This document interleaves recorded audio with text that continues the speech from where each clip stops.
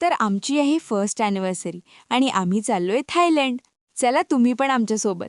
तर आम्ही पोचलो एअरपोर्ट. मग मला लागली तहान. मग अमितनी फटफट जाऊन आणलं पाणी शोधून. मग होता आमचा ऑनबोर्डिंग टाईम. आम्ही निघालो आमच्या टेक ऑफ गेटवर. माझ्याहून जास्त खुश तर अमित होते. जसं तुम्हाला माहितीच आहे, the boy is going Thailand. मग आम्ही गेलो विमानात, बसलो तर विमानात शोधत होतो आमची विंडो सीट. ती भेटली फायनली आणि बसलो. आमच्या सीटवर. मग आम्ही उडालो आकाशात. थायलंडचा प्रवास झाला सुरू. मग आम्ही पोचलो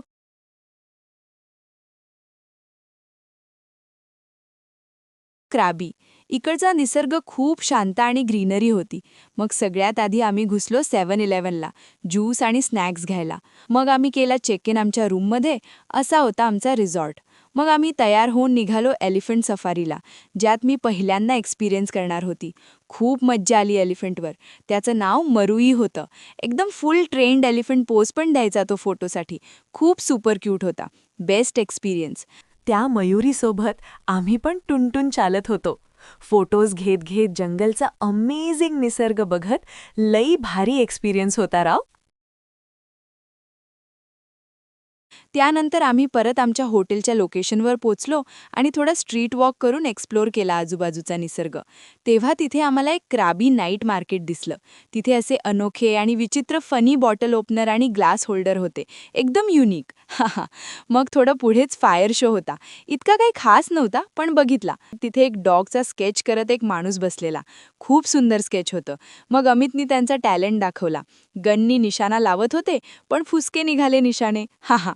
त्यात पण आम्ही हारलो आणि निघून गेलो पुढे.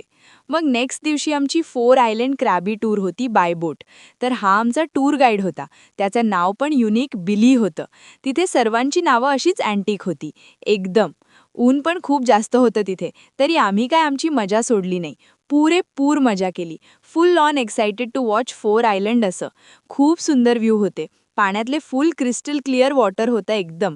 त्यात आम्ही आमचे कॅन्डिड पिक्चर्स घेतले दोघांचे, भांडून भांडून. मग जसे आम्ही लँड केला एका आयलंडला, तिथे हा मॉनिटर लिझर्ड दिसला आम्हाला.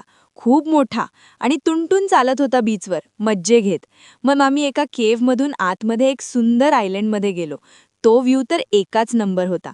सगळीकडे क्रिस्टल क्लिअर वॉटर आणि त्यात सगळे पोहत होते. मग गेलो पोडा आयलंडला.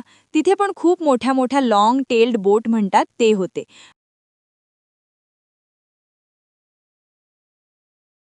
आणि खूप सुंदर व्ह्यू होता तिकडचा पण. मग असेच एक एक आयलंड फिरवून फिरवून करापलेलो आम्ही दोघांहूनात. म्हणून एक डुबकी मारली समुद्रात, डुबुक करून. हा एक्सपिरियन्स तर खूप बेस्ट होता माझ्या